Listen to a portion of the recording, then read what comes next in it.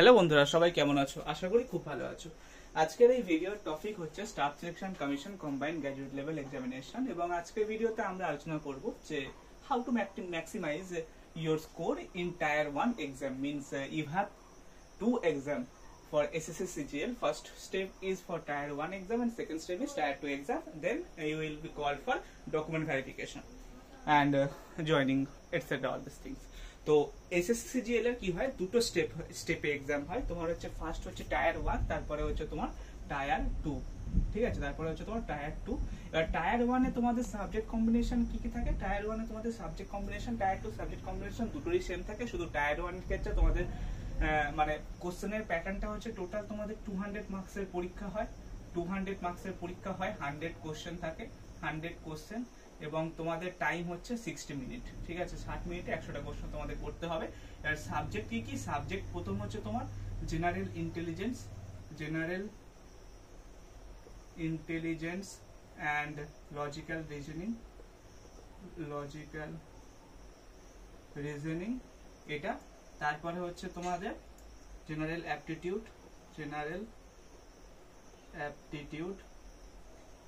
তারপরে হচ্ছে তোমাদের ইংলিশ, এবং তারপরে তোমাদের হচ্ছে কি জানো, হ্যাঁ তোমাদের হচ্ছে তোমার জেনারেল অ্যাওয়ারনেস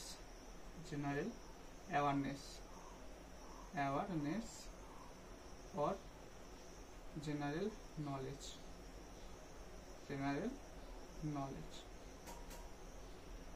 ঠিক আছে?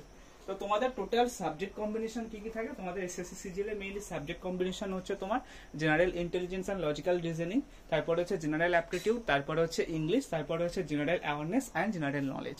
তো তোমাদের কোশ্চেন কটা করে থাকে? তোমাদের প্রত্যেকটা থেকে 25টা করে কোশ্চেন থাকে। এখানে 25টা কোশ্চেন থাকে তোমার হচ্ছে general intelligence and logical reasoning এর উপরে, জেনারেল অ্যাপটিটিউডের উপরে 25টা কোশ্চেন থাকে, ইংলিশের উপরে তোমাদের 25টা কোশ্চেন থাকে, আর হচ্ছে তোমার জেনারেল অ্যাওয়ারনেস এবং জেনারেল নলেজের উপরে 25টা কোশ্চেন থাকে। এবং প্রত্যেকটা কোশ্চেনের মার্কস হয় 2 মার্কস। ঠিক আছে? প্রত্যেকটা কোশ্চেনের মার্কস 2 মার্কস করে।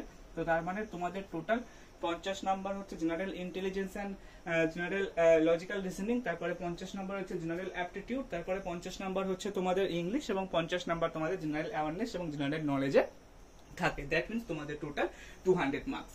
এবারে তোমাদের কাট অফ কত যায়? যারা হচ্ছে তোমার জেনারেল মানে হচ্ছে যারা হচ্ছে আন্ডার রিজার্ভ ক্যাটাগরি, তাদের প্রিভিয়াস ইয়ার কাট অফ ছিল হচ্ছে 154। আচ্ছা, যারা হচ্ছে তোমার ওবিসি তাদের কাট অফ ছিল 147।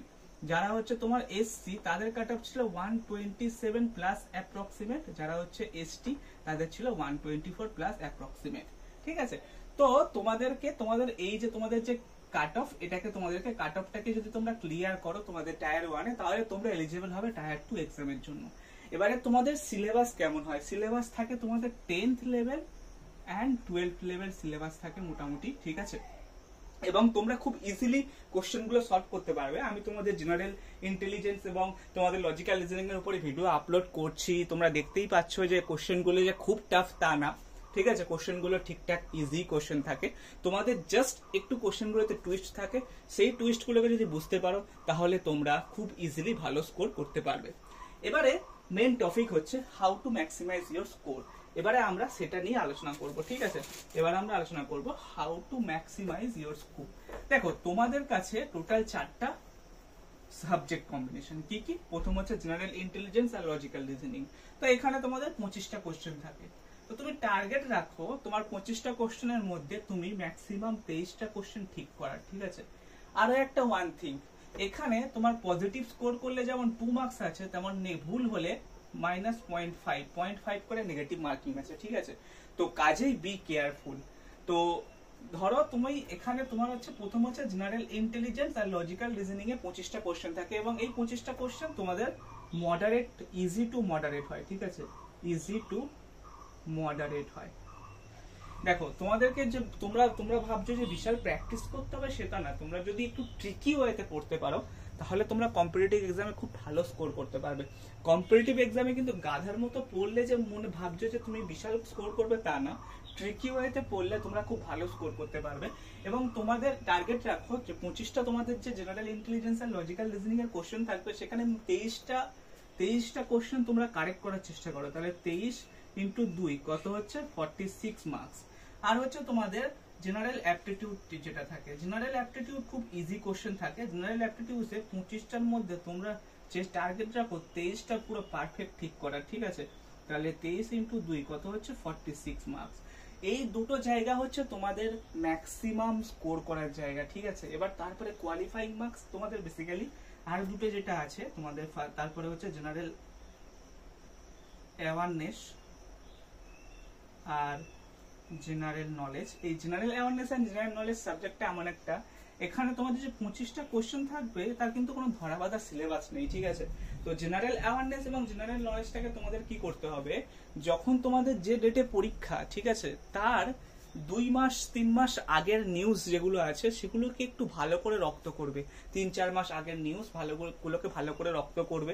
তারপরে জেনারেল নলেজের ক্ষেত্রে তোমাদের হিস্ট্রি, ইন্ডিয়ান হিস্ট্রি আছে, ইন্ডিয়ান পলিটিক্যাল সায়েন্স গুলো আছে, ইন্ডিয়ান ইকোনমিক্স পোর্শন আছে, ইন্ডিয়ান কনস্টিটিউশন পোর্শন আছে, তারপরে তোমাদের ইন্ডিয়ান ফিলোসফি আছে, তারপরে তোমাদের ইন্ডিয়ান কি বলে ওটা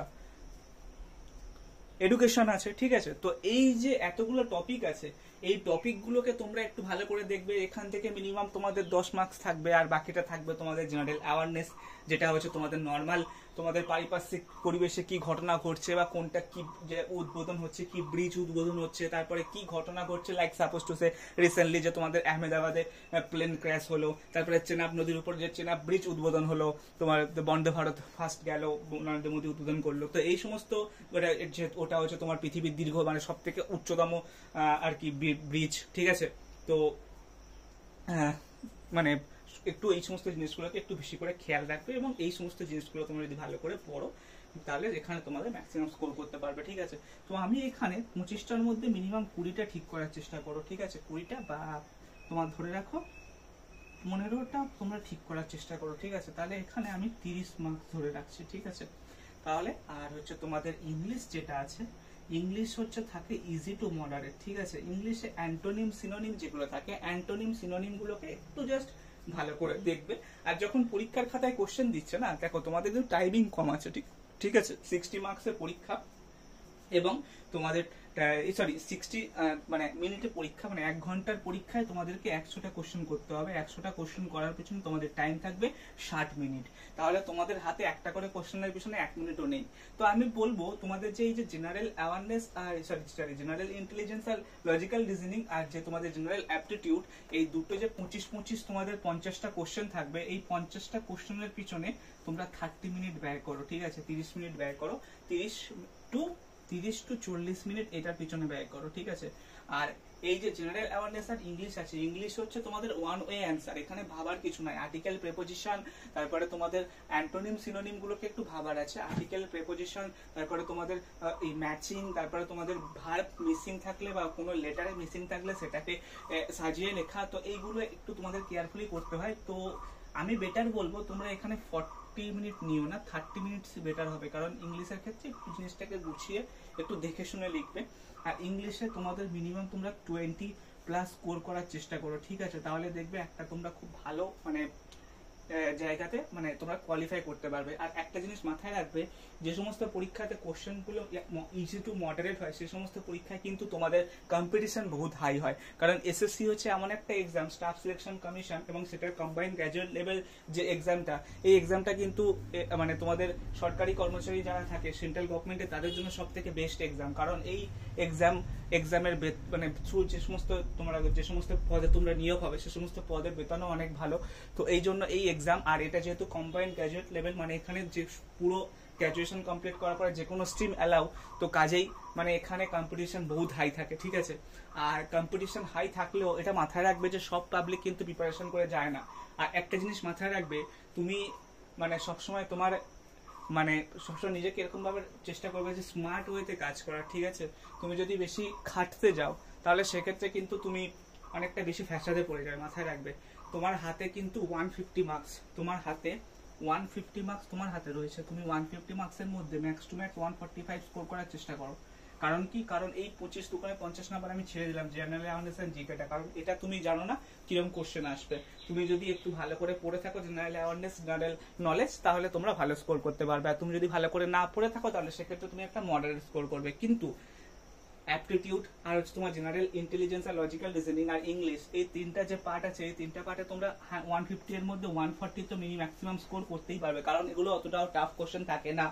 আমি নিজে দেখেছি, আমি নিজে কোশ্চেন সলভ করেছি, তাই আমার যেটা মনে হয়েছে আমি সেটা বলছি। এবং আমি নিজে অনেক অনেক কম্পিটিটিভ এক্সাম দিয়েছি। বেসিক্যালি আমার যখন প্লেসমেন্টের সময় আমি যে মানে কোম্পানিগুলো এক্সাম দিয়েছি, সেখানে তো এর থেকেও টাফ কোশ্চেন থাকে, সেগুলোও সলভ করেছি। তো কাজেই প্লিজ বি কেয়ারফুল। দেখা হবে তোমাদের সাথে নেক্সট ভিডিওতে। ভালো করে তোমরা পড়াশোনা করো এবং all the best to all of you. আর চ্যানেলটিকে সাবস্ক্রাইব করো।